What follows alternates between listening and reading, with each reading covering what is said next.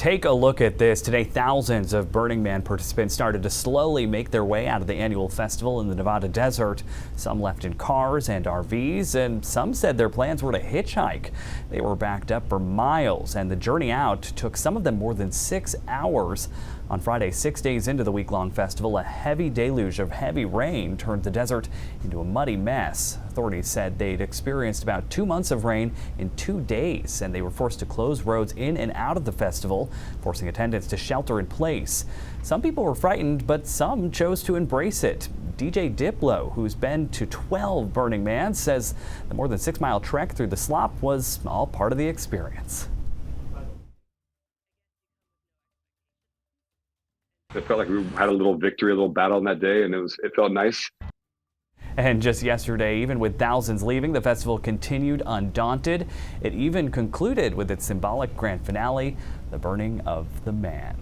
Now, of those more than 70,000 festival goers, we found out some of them were Mainers who had made the trip to the desert, not knowing it would force them to spend days conserving food and water. News 4 Sam Olsen spoke with some of those Mainers who say it was a week they'll never forget. It's just the experience. I guess you come with no expectations and just enjoy. But as thousands of people flocked to the Nevada desert to enjoy the pop-up city, the area got 2 months worth of rain in just 2 days, something one Mainer says she could never have expected. I was not exactly prepared for the rain. Elizabeth Dean is from Hamden, and this is her second time at the Burning Man Festival. This time was a bit more of a muddy mess than her first experience. It's not like a sand, but it's more like a fine dust. And so when that gets wet, it becomes like a soup. A soupy mud, Dean says, reminded her of a spring mud season in Maine. While she says the closed roads in and out of the desert campout were a little unnerving, she never once felt scared. All of our phones blew up. You know, everybody's like, hey, why are they asking if we're okay? And we're like sitting around kind of going, we're way okay. Like, you guys all okay? The closures causing people to tap into one of the main principles of Burning Man, radical self-reliance. You bring the gear that you need. So water was not scarce.